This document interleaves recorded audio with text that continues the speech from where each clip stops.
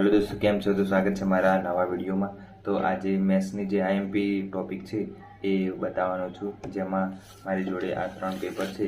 Talati, junior Clark अने constable जे PSI जे आपड़ा हसमुखभाई साहेब छे एमने लीधा था। लेंथी हार्ड कहेवाय ए पेपर बधा हार्ड कहे छे, पण हार्ड नहोतुं। जेम के जेने तैयारी करी होय एना माटे हार्ड नहोतुं अने जेने तैयारी ना करी एना माटे हार्ड हतुं। जो कि आ पेपर हार्ड ना कहेवाय, केम के विधानवाळा प्रश्नों छे अने बहु मोटी संख्या में फॉर्म भराय तो आवा पेपर ज काढवा पड़े तो ज मेळ खाय, बाकी तो मेळ ना खाय। बाकी मेरिट 100% अटके। एटला माटे पेपर तो बराबर छे, बाकी तैयारी परफेक्ट करवी जोईए अने पॉइंट टू पॉइंट करवी जोईए तो पेपर में पास थवाय। तो आजे जेने विडियो ना जोया अगाउना इतिहास अने भूगोळ बंधारण आ 3 सब्जेक्टना मैं मोस्ट आईएमपी क्वेश्चनो 3 पेपर मांथी काढीने मूक्या छे, तो जोई लेवा। अने आज छे मैथ्सनो दिवस अने मैथ्स माटे मैं जे आईएमपी टॉपिक होय ए 3 पेपर मांथी मर्ज करीने निकाळ्या छे। बे क्वेश्चन 3 क्वेश्चन पूछायेला छे एक चेप्टरना, तो मैं मोस्ट आईएमपी लखेला छे, तो हूँ तमने बतावुं। तो विडियो में बन्या रहो। तो दोस्तों आ छे कॉन्स्टेबल, तलाटी और जूनियर क्लार्कना 3 पेपरों में जो पूछायेला होय क्वेश्चनों ए मैं निकाळ्या छे। तो मैं ए सारा अक्षरे अहींया लखी लीधुं छे। तो हूँ तमने बतावी दऊं कि कया कया क्वेश्चनों आव्या छे अने कया कया क्वेश्चनों करवा जोईए। तो पीएसआई कॉन्स्टेबल मांथी गणित आईएमपी छे। तो कॉन्स्टेबल, तलाटी, जूनियर क्लार्क 3 पेपर, त्रणेयना पेपरना मोस्ट आईएमपी क्वेश्चनों एमां झड़पना 2 क्वेश्चनों पूछाया था। मोस्ट आईएमपी छे 3 पेपर में झड़पना दाखला था, एटले झड़पनुं जे चेप्टर छे ए खास करी लेवुं। पछी दिशा अने अंतर एना 2 क्वेश्चन हता। नळ अने टांकीना क्वेश्चनों बी हता।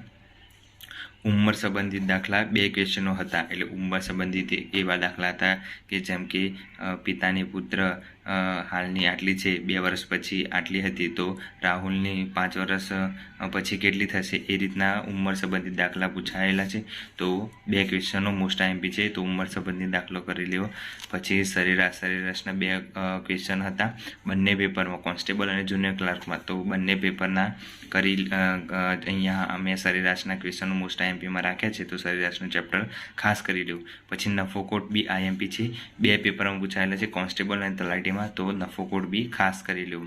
पछी सादुं व्याज और चक्रवृद्धि व्याज, मोस्ट ऑफली सादुं व्याज ज पूछाय छे। आ पेपर में सादुं व्याज हतुं अने चक्रवृद्धि व्याज में, एटले के आ पेपर में एवुं विधान में हतुं कि सादुं व्याज आटलुं छे, चक्रवृद्धि व्याज आटलुं छे, ABCD पछी एमांथी पहेलुं बीजुं साचुं के पहेलुं बीजुं तीजुं साचुं, एवी रीतना विधान में पूछायेलुं हतुं। एटले सादुं व्याजना एक्जाम्पल पूछाय तो सादुं व्याजना एक्जाम्पल पूछाय, खास चक्रवृद्धि व्याज नहीं पूछाय कॉन्स्टेबल माटे। पछी मिश्रण माटे दूध अने पाणी के आटला टका दूध उमेराय छे, आटला टका पाणी उमेराय छे, ए रीतनो मिश्रणनो क्वेश्चन हतो। पछी टका तो पूछाय छे, एटले टकानुं चेप्टर तो करवुं ज पड़े। अने मिनिट समयना दाखला हता, जेम के आटला समय आटलो लागे छे, राहुलने आटलो समय जता आटलो लागे छे, तो केटलो समय पाछा आवता लागशे, ए रीतना मिनिटना समय में दाखला हता। तो ए रीतना जोई लो। आटला 11 क्वेश्चनों पूछाया था, एटले मैं आ टॉपिक जेटला मैथ्स थता था 3 कॉन्स्टेबल, तलाटी, जूनियर क्लार्क में, तो मैं आ जोई लीधुं कि कया कया मैच थाय छे, तो मैं आ लखी दीधा छे। तो तमारे उपयोगी थाय ए माटे मैं आ बनाव्युं छे।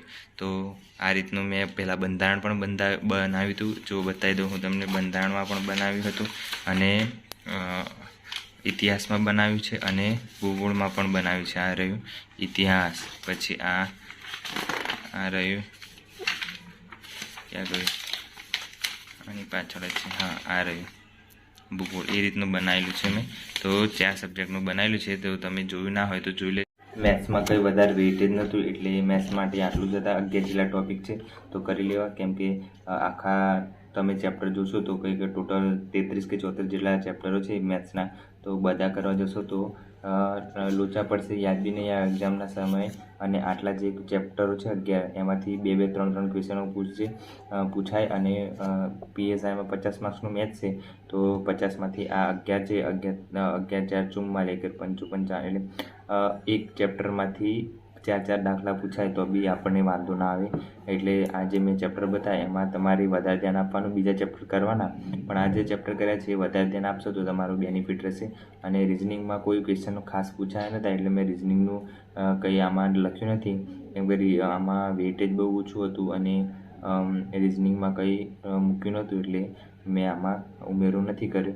બાકી બીજા બધાનો સવાલ હતો કે વારસાનું લાવો, પણ વારસો બી આમાં કંઈ ખાસ પૂછ્યો નહોતો. કે હું કહી દઉં, મોઢે 2-3 ક્વેશ્ચનો જ હતા કોન્સ્ટેબલમાં, એટલે હું તમને મોઢે કહી દઉં કે કયા ક્વેશ્ચનો કરવા.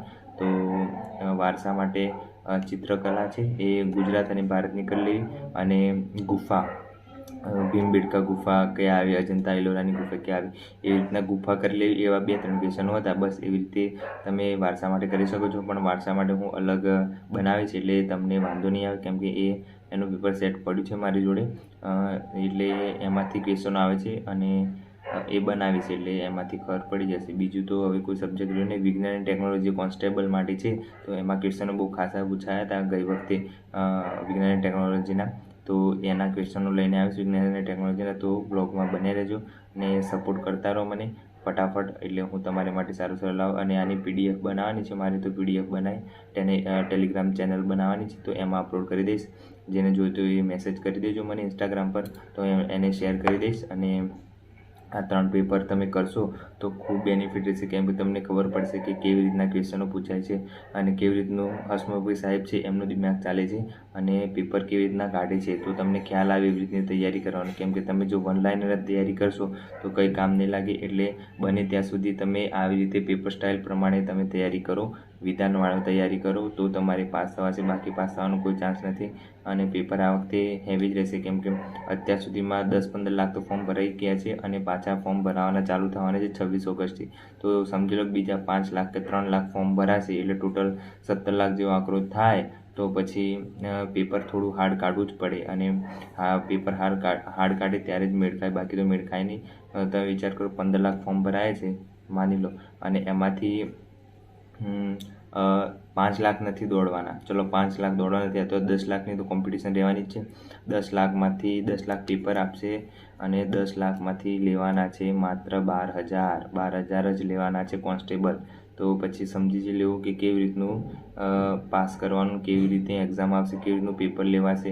એટલા માટે અત્યારથી જ એ લોકો સિલેબસ આપી દીધું છે આપણને, અને એટલા માટે જે સિલેબસ કરતા હતા બધા, એટલે સિલેબસ મોકલી દીધું છે. એ ખાલી દેખાવ કરવા માટે મૂકી દીધું છે કે લો આ સિલેબસ, પણ પૂછશે એવી રીતે કે તમને આમ સિલેબસની બહારનું છે કે અંદરનું છે કંઈ ખબર પડે નહીં.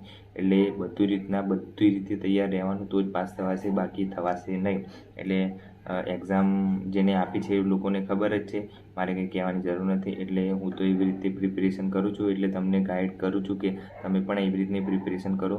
કાં તો GPSCના જે જૂના પેપર હોય મારી જોડે પડ્યા છે GPSCના જૂના પેપર, એ રીતના તમે ચેક કરો અને એ રીતના તૈયારી કરો તો પાસ થઈ જવાશે વિધાનવાળા. કેમ કે એ UPSC લેવલના ક્વેશ્ચનો આવે છે.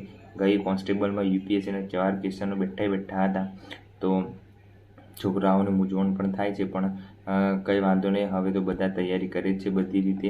એટલે મોટી તૈયારી કરો તો નાની આરામથી પાસ થઈ જવાય. એટલે બુક એવી પકડો, ઓથેન્ટિક બુક એવી પકડો કે તમારે પાછળથી બીજું પકડવાની જરૂર ના પડે, એક જ બુકમાં બધું કવર થઈ જાય. એટલે આ રીતનું ઘણી તમે કરી શકો છો, મેં બતાવ્યું એ રીતે. બાકી તો કંઈ છે નહીં. હવે નેક્સ્ટ વિડીયો હું વિજ્ઞાન ટેકનોલોજીને લઈને આવીશ, તો એના ક્વેશ્ચનો બતાવીશ કે કયા ટોપિક ખાસ કરવા, કયા નહીં કરવા એ, અને સિલેબસ સાથે રાખવાનું. એટલે આપણને ખબર પડે કે આ ટોપિક IMP છે તો કરી દેવું એમ. એટલે ઝેરોક્સ કરાવી આવજો જેને ના કરે સિલેબસની, અને સિલેબસ ના હોય તો મને મેસેજ કરજો તો ઇન્સ્ટાગ્રામ પર, તો હું તમને રિપ્લાય આપીશ, વાંધો નહીં આવે. અને બસ આજ માટે આટલું જ હતું. અને સપોર્ટ કરતા રહ્યો, થોડો લાઇક શેર સબસ્ક્રાઈબ કરતા રહ્યો. અને નવા હોય તો ચેનલને સબસ્ક્રાઈબ કરીને જજો. અને જે લોકો તૈયારી કરે છે નવી એને શેર કરી દેજો, જે IMP લાગે એમને, કેમ કે જે શરૂઆત જ કરી છે એમના માટે બેનિફિટ રહેશે અને એમને વાંધો નહીં આવે. તો મળીએ નવા વ્લોગમાં. Bye bye, take care.